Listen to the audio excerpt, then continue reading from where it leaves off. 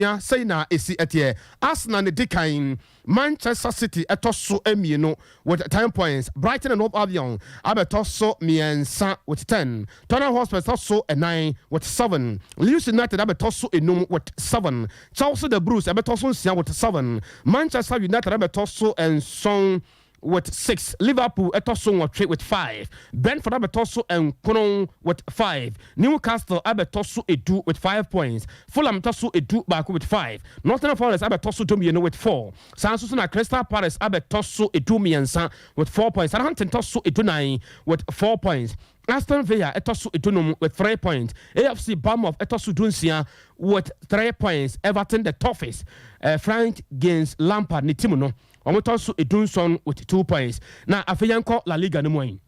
Esase efiada no Girona 0 Celta Vigo 1. Abrante fan say Joseph Edu ni timu no. Omo say Girona ekaba kwa montimi ante. Real Betis 1 Osasuna 0. Na enro ade course on Elche 0. Sansina Real Sociedad 1. Rayo Vallecano 0. Mallorca 2. Almeria 2. Sevilla 1. Abrante fan say Jules Kounde ni timu no firi ho no me nema head an koye kra. Tenura omo timu ba akobra Almeria ball machi eka mieno. Na enne nyame yadom agete fani Villarreal na bebo Barcelona and Real Valladolid na bebo Espanyol and Real Madrid and bebo you say Karim Benzema nom and Abrante fans Antonio Rudiger nom and Vinicius Junior betimi atumria na ohu de bebo so na nyame yadom Monday de bebo so ne Cadiz and Athletic Club and bebo Valencia and Atletico and bebo enti ya na mo ahye no so ye kwosiri no games bia ekwoso ne Chelsea efiada no na AFC Monza 1 Kane Emmanuel Ajimabado ne team no Udinese enso ehye no amieno enti 2-1 na SS Lazio 4 Inter Milan 1 na Inter pade no mo kire na enra ebiba so Cremonense 1 Sanso na Torino 2 Juventus 1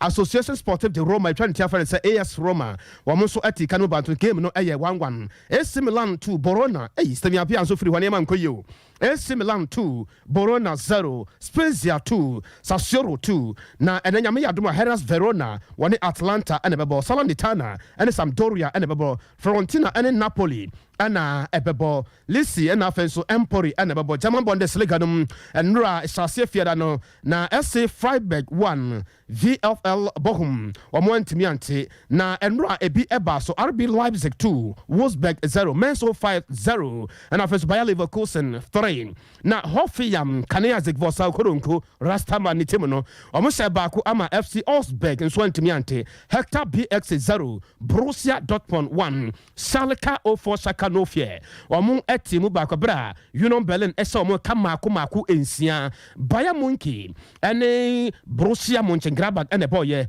na game no 1-1 ene nyame ya atomo ade eba so de Bundesliga na FC Cologne one Stuttgart ene bebo Werder Bremen na fenso Eintracht Frankfurt ana ebebo na La Liga anase Ligue 1 no yenko Ligue 1 Chelsea efiada no Ajaccio 1 Lille 3 enura ebiba so Oze 1 Strasbourg Abrante fence Alexander Jiku ni timu no omo ntimi ante Lens 2 Stade Reims 1 the game no 2-1 and then nyame yatomo a nia eba so ne Nantes and Toulouse and ebebo Lorient and Clermont and ebebo Nice and Olympique de Marseille ana ebebo Stade Brest and Montpellier and ebebo Troyes and Angers and ebebo Stade Reims and Olympique Lyonnais and ebebo Paris Saint-Germain and Monaco and yana ebebo tiano wasene so na yeba efisam no a Krobia Kumasi Asante Kotoko so CAF Championship League no first leg no ombebo no away against RC Kadiogo ana ebebo ntia na wahye no so bekoso ewo Mosikrum Africus ho ana game no ebeba so ntia na wahye no so na bibia atimi aye kama na game no a ebekoso ewo Africus no stadium na obebo game no ewo ho no efa 20,000 nipa 20,000 tiana wahye no so pepepe bibia be ye fine ede amawomo na ne krobia Kumasi Asante Kotoko no so unum se omo Sudan ya wo boabo amo se nyame ya atom na se ba efia na kire se ye start Ghana league ne pe na omo so atimi akeka ho no atimi age league no ede ese wona so ne nyame yadom wɔ ne Simba FC ɛna ɛbɛbɔnti ana wasan so donko pepepepepepepepe ɛna game no ɛbɛba so nti ɛma wo remfi sɛ bibia ɛbɛyɛ kama na refia CAF Champions League no Krobia Kumasa Sante Konane Kadiago wɔn betimi abɔ no referees no wɔn din atimi aba na edin no dia no pɛ tawa so edin pa ebedi referee referee no yɛfrɛ no Yelebodom Gado Mawabe Bojana ofri Togo Yelebodom Gado Malabe Bojana ofri Togo Jonathan Ahoto Kofi assistant referee 1 ofri Togo Oroto Agba ono so assistant referee 2 ono so free Togo Enuachi Komlavi Akloso ono so fourth referee no ofri Togo and afen so German Didier Simplese Ngwamba ono so commissioner ya ofri Central African Republic Enuachi Sir Segeda ono so COVID officer behwe This is 93.1 FM nti se mensansi suma obiam dia your friend is a center coach no coach na your friend is a referee na nkasa no and a match commissioner no for first one din ye omuden no referee and as a referee so mehwe CAF Champions League FC Kadiogo one Krobia Kumasa Sante Kotoko bebo no say ni city referee no Yelebodom Gado Mawabe Bojana ofri Togo Jonathan Ahonto Kofi assistant referee 1 ofri Togo Oroto Agba ono assistant referee 2 ono so free Togo Enuachi Komlavi Akloso ono so fourth official ofri Togo Enuachi Jemene Didier Simplese Ngwamba ono so commissioner ya ofri Central African Republic Enuachi Sir Segeda ono a COVID officer ya ono free Cote d'Ivoire memu nti wo bompaya na wakai Krobia Kumase Asante Kotoko se bibia ebetimi aye kama match ne bekoso hin match ne bekoso ewo Africus me da nyame ase kakra Africus di na baye no ka enke Togo ho na enke ekoso di anka ake ai behya yen me yakotoko fanti ase ka me ye sura chinti ade usuru Togo for de wo mu di na ehu nti no se edin de yasam kutu awo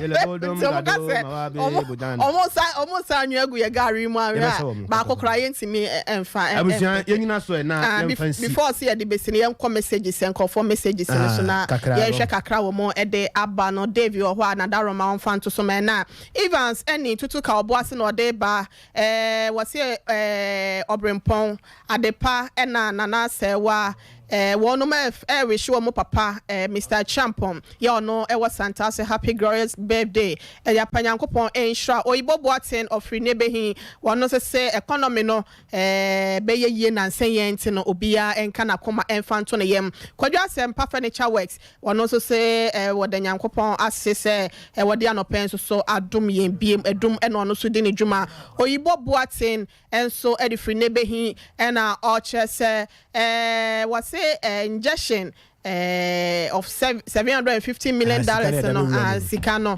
hey you be one penny asempeni dan e koma o say o my achena or hwe yen free half Kenya number 2 Jericho ye da say afa yen hwe amisco spelele kaswa was say what a sensational news kwa banada Roma was say happy birthday en koma no ankasa ne dofo akosia ya Kaswa MPP deputy youth organizer ye da se Kwame Aduma ko hwe yen free Ashtown blessed sun so 2 p.m. Ashanti Mampom o se ye nyina ye mompa ye enfama o my Ghana said de enema nyina betimi asesa na se de enema mo ye den dodo ne nchia wade kwa aba chairman na Kwesi Augustus NDC Ashanti region hopeful na afin so no ye NDC Ashanti region deputy secretary hopeful ono so ne de eno no upon Asamoah Solomon o hwe ye de free sunyane o se enchia kese enkoma DJ Kasopi ya ebiwayo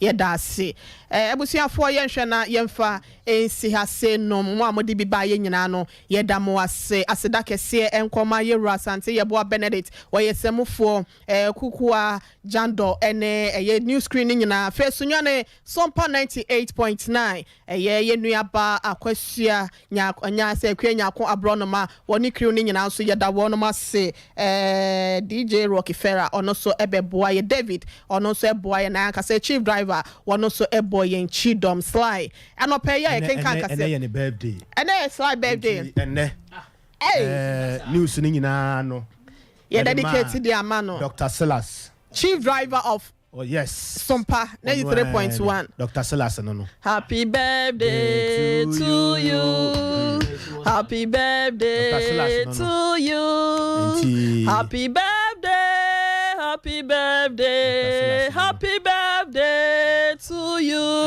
and Dr. Silas Dr. Silas my friend is saying Sompa the day there be Sompa the day Restford. What you trade the master into baby I be cause so the day be okumasen. Or doctor. Or a doctor. Dr. Silas. And then Yankopon shroud doctor. Oba Sompa TV. A friend Dr. Silas. Oba Sompa radio. A friend Dr. Silas. Oko 21st clinic here. A friend Dr. Silas. One unko so ne doctor. This is 93.1 FM. One oba branches in walk 21st clinic. Yeah, branches ni nyina. Onu kwa ne doctor. Wa frɛ no wo mfrɛ no duru anu oyi pane no wo. Se ebia wa ba ho na yayi wo si enyi wo oduru ya anu oyi pane wo ne ka no a wo pane. Ene eye ne birthday.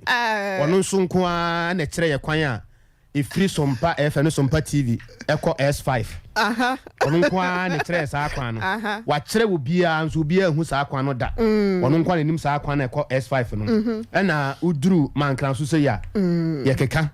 Sene we you hini free ho a me say wono na wo ho. Your friend is Sly. Aye. Sly. Mankran so for friend is Sly. Sly G. And we doctor. Enti yem say ofi doctor pe na say ko evangelist no no. Because na say me hu say Bible da na ka mu a menen na ma no start ya wo preach kakra. Nya me tia. Bi apa na pampa mu no. We frɛ ase a wo preach because me no tia wo preach me da. Na nse wo frɛ ase wo kanya me asem kyerɛ me na wo hu say. Ebra sisa. La bre mo tia bi apa na pampa mu no. La bi nye mo tia Nyankopɔn ho. Okay. Enti abusuan wa wonim Dr. Silas bia no. Anopai ya send ni skawate. Mo ba mo ne na ye adwuma. Wo se afa bi to so no nyini pepepe.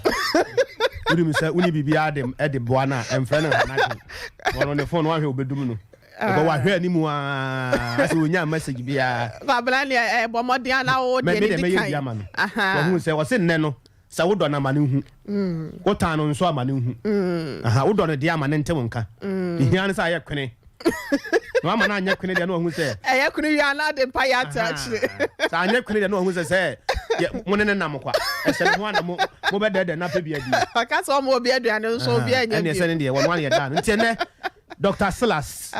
Doctor ene wa woda nyame nhyirawo oma wadwen yansa apomdene enkanko sika ene de wani nabia na rade mwawo na onsanka oya guys so God e ba me pen asem say chief driver with a swag obre ne ho ase papa obre ne ho ase odidi na ofre no kra no a obe sorry akoye de o pese o ye de ma ti ma pen asem pa hwe we Sompa didi number 2 Rex so konso no eja bi wo eja bi ti asente no dua bu aye bobi poni mu nte no we guy mo hwe Facebook ni nyina no Dr. Silas ono no na ya me ya nanse ana na em say last week na ne ba ni di ni birthday ase nke o mo ye hia say wonu oba no mo mfie boso so wonye oba no wie no na we no beto mu abusia ye kwa ma fache dwumadie no aba wakwam na me ya adomo a fache dwumadie no so beba na yakohwe abo ma bibia timi aye kama no pai ma yenchi aye nua bema na ya opepra na afesu na hema ya mu nyina mo hwe na ya opepra wade ewo barekese ntina na ye ba beja wate e ma na wale so ni nuanom oyere pa 100.7 FM eduma fo nyina beba na ya beja ene ya This is Sompa 93.1 FM. I mean sure na kwabna kese me de nene bia menya bi wo ho a na kwabna kese ye medin ano permanent ohine yire ma me akua ye boa esiama ye mamu nyina monitia ekronto ye sorry na DJ Rockefeller what de eye anwuma sesem na afi DJ Tofi akwa fache dwumadie no wona na pamfo so e de ato so e de amamu nyina Ya boy ya ba Sompa